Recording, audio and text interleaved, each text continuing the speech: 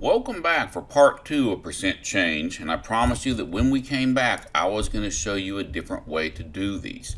And the different way to do it is going to involve a proportion. And I really like using proportions to solve these things. I'm going to slide that information over there. And the formula for my proportion I write is PC over 100 equals AC over OA. And what do these things stand for? PC is percent change, AC is amount of change, and OA is the original amount. So we're going to put in what we know. We know we're looking for the percent change, so that's going to be my X over 100 is equal to the amount of change was 130 and the original amount was 650.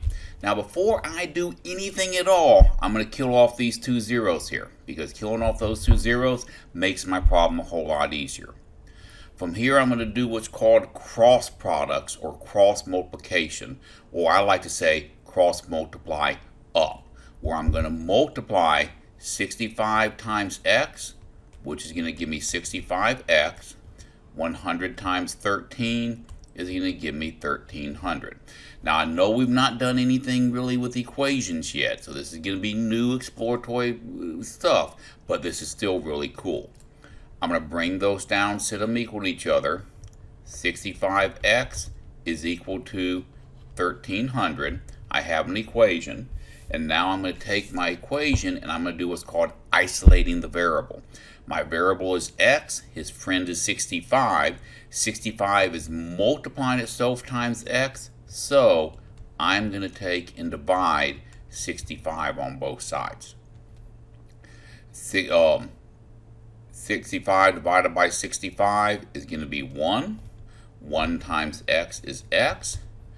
1300 divided by 65 is going to be 20, so my answer is going to be 20%. And I can go straight to a percent because a percent is a ratio between some number and 100, and in the original problem I had my x value as my percent change compared to 100, so when I divided 1300 by 65 and I got 20, 20 is automatically going to be a percent. We don't have to move any decimals, anything of that nature. It's done. I personally like this method a whole lot better, but you get to use any of the three methods you want unless your textbook tells you to use a specific method. Now it's your turn to solve a problem. I want you to take and pause the video, work this problem out right here, and then submit your answer. Go and do that right now.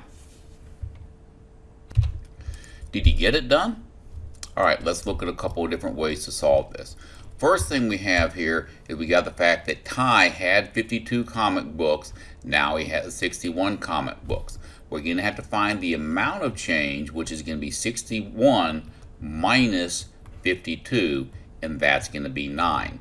That is not the percent change, that is the amount of change. So I'm going to say 9 is equal to the amount of change. We can say that 52 is equal to the original amount, and we can say that 61, that is going to equal to the new amount. Okay, good so far? From here, if we did it the way the textbook said to do it, we're going to take and put the 9 over the 52. That means we're going to have to do some long division, so I'm going to come way off to the side. 9 divided by 52. 52 goes into 9 how many times? 0. Annex in a decimal is 0. 52 goes into 90 one time, and right there you should be able to tell what your final answer is going to be, which is going to give us 52. You subtract those two out. 90 minus 52, that's going to leave me with 4838. We're going to annex in another 0 and bring it down, and then our next one is going to be a 7, I believe, based off of what we have there. So maybe not. 2 times 7 is going to be 14. 5 times 7 is going to be 35, plus 1 is going to be 36. Subtract those out, and you're going to end up getting, let's see here, do some borrowing. You're going to get 16 left over. Annex in another 0 and bring it down. 52 goes into 160, that would be 3 times. But if we're rounding to the nearest tenth, that means that we're just going to leave that is equal to 0.17. If you read 0.17 properly, you would read that as 17 hundredths, and that is of course equal to 17%. So the correct answer is going to be B. Now, all that work, the way I would have done it, I would have done percent change over 100 equals the amount of change over the original amount. That means I get X over 100 is equal to, the amount of change was 9, the original amount was 52. Cross multiply up, 52 times X gives me 52X. 100 times 9 gives me 900. And when I divide both of these by 52, I'm going to get X is going to be about the same 17% for your final answer. Couple different ways to skin the same cat. Go back to our original problem here, click our 17%, check the answer, and we are doing good. Let's look at another problem. The average cost of gas in 2000 was $1.50 per gallon. Suppose you purchase gas today for $3.30 per gallon.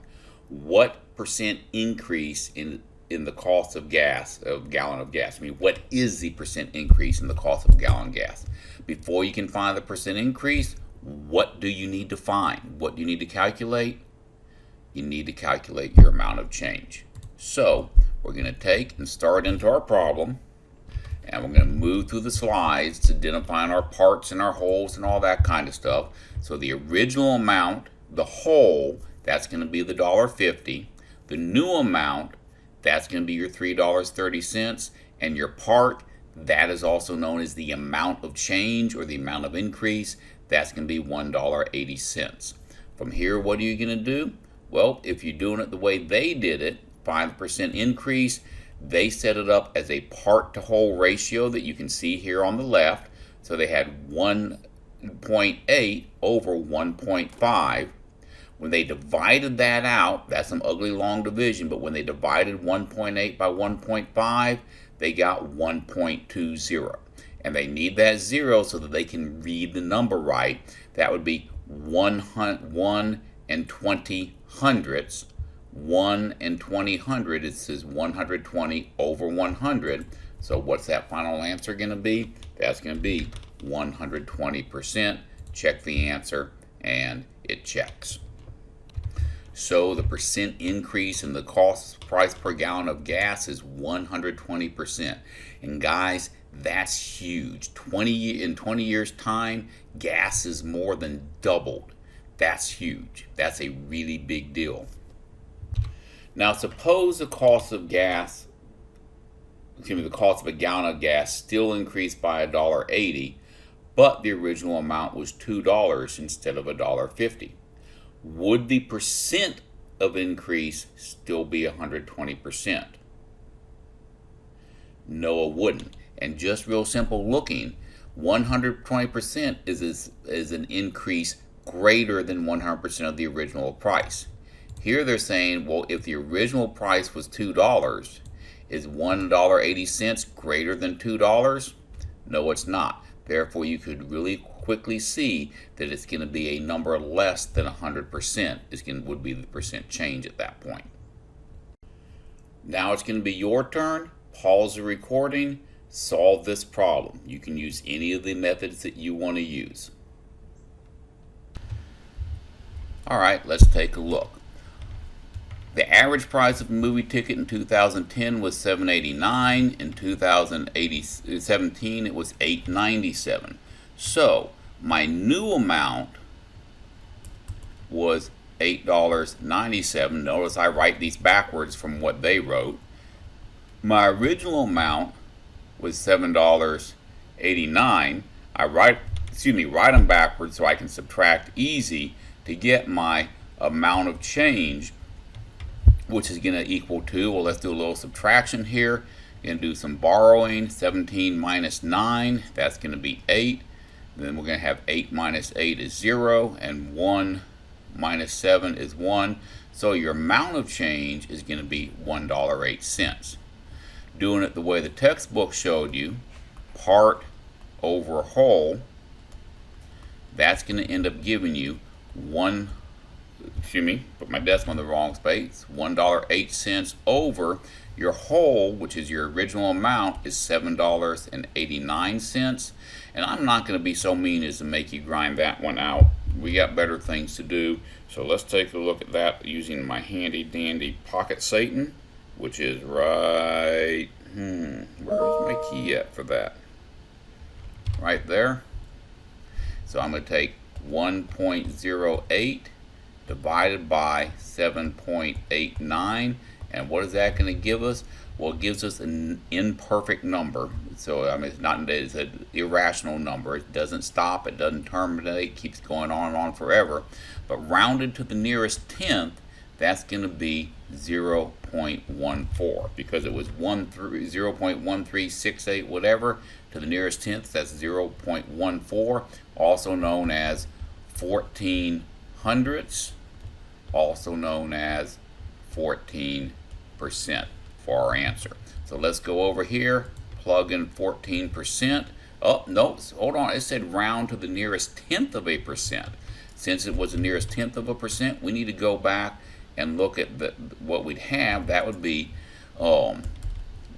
actually end up giving us, if you had 0.1368, that 8 is going to make that 6 into a 7, so that's going to give us 0.137, which is equal to 13.7 over 100, which is equal to 13.7%. That should be our final answer. Let's go put that one in, 13.7%. Check our answer. Woohoo, we got it right. And with that, we are going to stop part 2. Come back and watch part 3 as we continue on in our study of percent change.